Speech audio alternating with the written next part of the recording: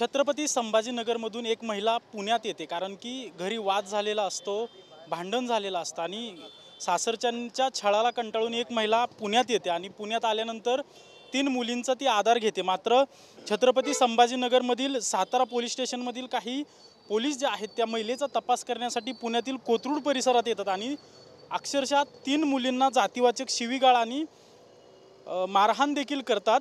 हे सगळं प्रकरण झाल्यानंतर हे सगळे वकील मंडळी आहेत त्यांनी हे प्रकरण लावून धरलं। अगदी पोलीस आयुक्त कार्यालयात देखील आंदोलन केलं गेलं आणि या सर्व पोलिसांवर कारवाई व्हावी, गुन्हा दाखल व्हावा अशी या सगळ्यांनी मागणी केली होती। मात्र गुन्हा दाखल झाला नाही। त्यानंतर ॲडव्होकेट प्रेमा पाटील असतील, परिक्रमा खोत असतील किंवा तायडे असतील यांनी कोर्टात धाव घेतली आणि कोर्टात धाव घेतल्यानंतर आज कोर्टाची ऑर्डर आलेली आहे। नेमकी कोर्टाची ऑर्डर काय आहे हे समजून घेणार आहोत आणि काय नेमकं झालं या प्रकरणात, कारण की गेल्या 3 महिन्यापासून याचा सगळा फॉलोअप घेताय तुम्ही।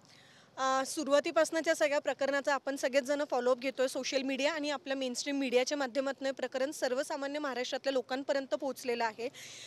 आम्ही एखादी महिला जेव्हा संभाजीनगरवरनं निघून आली तिच्या सासरच्या लोकांकडनं होणाऱ्या छळाला कंटाळून, त्यानंतर तिला फक्त मदत केली म्हणून केला गेलेला त्रास असेल, दिला गेलेला मुद्दाम त्रास असेल आणि मदत करणाऱ्या महिला एखाद्या विशिष्ट जातीतनं येतात, एखाद्या विशिष्ट आणि त्या मुळात त्या महिला आहेत आणि एखाद्या विशिष्ट जातीतनं येतात म्हणून त्यांच्यासोबत केला गेलेला जो काही प्रकार आहे की बायकाच आहेत ह्या काय करून घेतील, कुठपर्यंत जातील, ह्या सगळ्या कदाचित विचारातनं दिला गेलेला तो जो काही त्रास असणार आहे तिथपासनं तो सुरू झालेलं हे आहे। त्यांच्या घरात घुसणं असेल, त्यांच्या कुठल्याही प्रकारची कागदपत्र न दाखवता त्यांच्या घरात घुसणं असेल, त्यांचे अंडरगार्मेंट्स ठेवलेले ड्रॉवर ओपन करणं असेल, त्यांना खूप घाणेरड्या पद्धतीने शब्द त्यांच्याबद्दल वापरणं, म्हणजे एखाद्या महिलेला लज्जा वाटेल, तिच्या मनास लज्जा उत्पन्न होईल अशा पद्धतीने शब्द त्या महिलेच्या सोबत वापरणं असेल। आणि या संदर्भात आम्ही कोथरूड पोलीस स्टेशनला गेलो। कोथरूड पोलीस स्टेशनमधनं आम्हाला कुठली दाद मिळाली नाही। मेहरबान CP साहेबांची भेट घ्यावी म्हणून गेलो तर त्याच्या बदल्यात आमच्यावरतीच उलट गुन्हे दाखल झालेत, आमच्यावरतीच उलट FIR दाखल करण्याचा म्हणजे जो काही प्रकार आमच्यासोबत केला गेलेला होता, आमचा आवाज दाबून टाकण्यासाठीचा।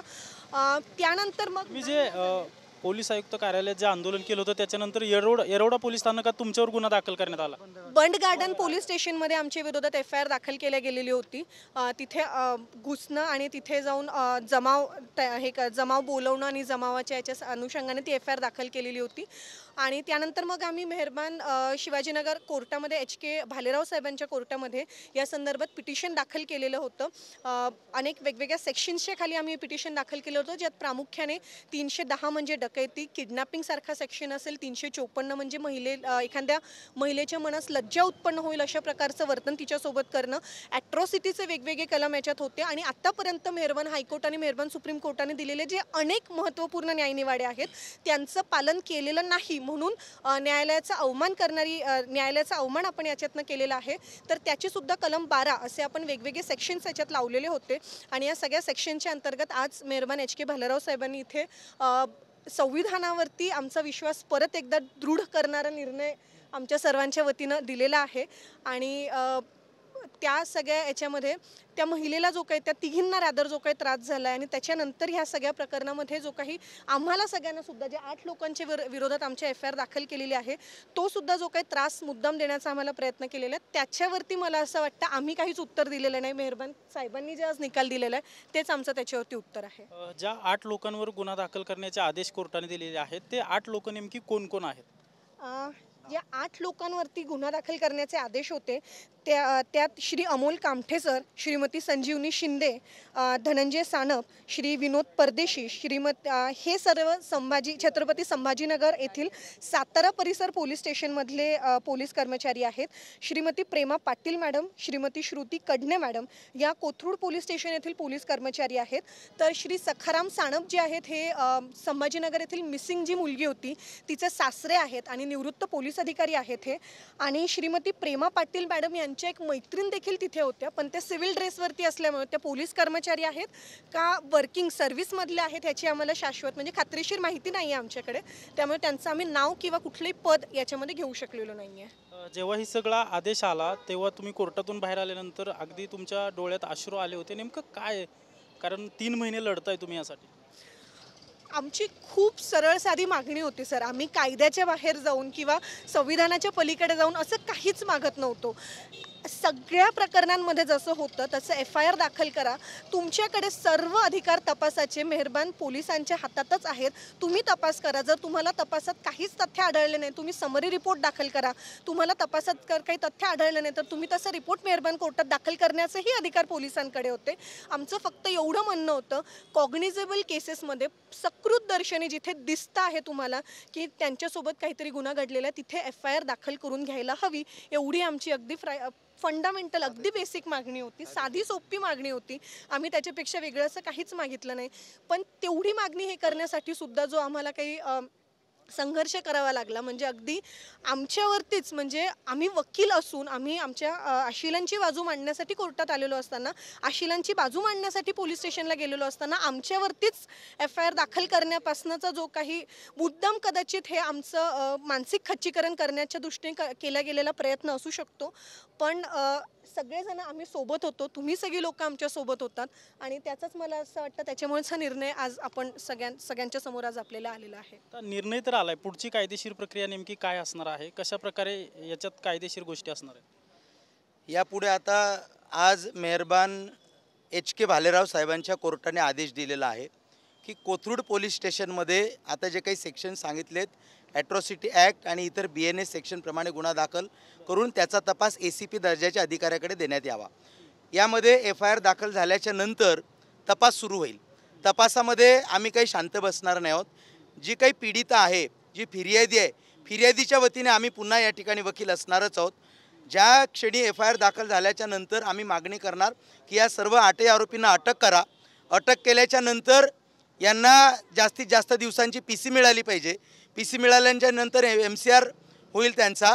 जास्तीत जास्त शिक्षा यांना कशी होईल, जे काही डेकॉयटीमध्ये 10 वर्ष प्लस शिक्षा आहे अशी शिक्षा त्यांना होणार आहे याचीसुद्धा आम्हाला खात्री आहे. कारण या केसमधले जे काही प्रामाफिसी पुरावे आहेत, हे सगळे पुरावे अस्तित्वात आहेत. CCTV काही फुटेज असतील किंवा पुरावे असतील, हे सगळे पुरावे या ठिकाणी उपलब्ध आहेत. म्हणून आम्ही ही लढाई शेवटपर्यंत लढणार आहोत, एवढं मात्र आम्ही आपल्याला नक्की सांगतो. ॲडव्होकेट बाळासाहेब आंबेडकर देखील पोलिसांच्या संपर्कात होते, त्यावेळी देखील त्यांनी गुन्हा दाखल करून घ्या अशी मागणी केली होती, मात्र त्यावेळेस पोलिसांनी गुन्हा दाखल करून घेतला नाही. 3 तारखेला संध्याकाळी 5:30 वाजता ॲडव्होकेट बाळासाहेब आंबेडकर यांनी स्वतः DCP संभाजी कदम साहेबांना फोन केला होता. तशा सूचना दिल्या होत्या की ह्या प्रकरणामध्ये प्रायमाफेसी हे सगळे गुन्हे अट्रॅक्ट होतात, म्हणून ह्या सेक्शन अंतर्गत तुम्ही गुन्हा दाखल करा असं सांगितलेलं असताना सुद्धा त्यांनी गुन्हा दाखल करण्याचे आदेश दिले नाहीत.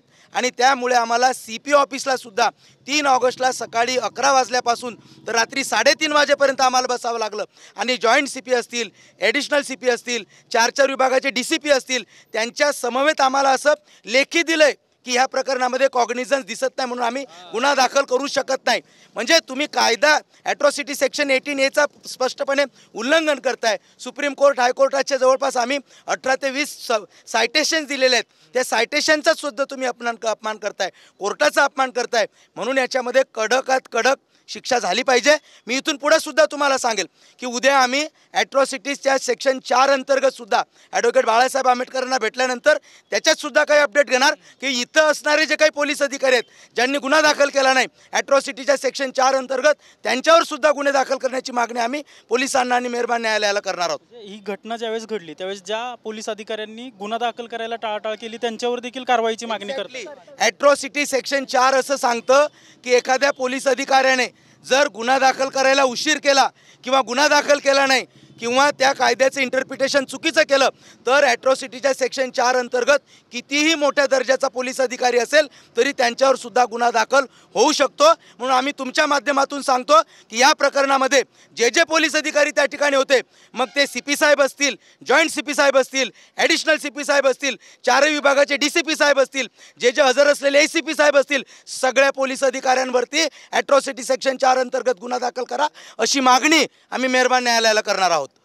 नक्कीच आपण पाहतोय की 3 महिन्यापूर्वी हे सगळं कोथरूडमध्ये प्रकरण घडलं होतं, मात्र पोलिसांनी त्यावेळी गुन्हा दाखल करून घ्यायच्या मागणीला नकार दिला होता. मात्र आज न्यायालयाकडून या सर्व पोलिसांवर गुन्हा दाखल करण्याचे आदेश काढले गेलेले आहेत. कॅमेरा पर्सन रोहितसह अजिंक्य धायगुडे, TV9 मराठी, पुणे.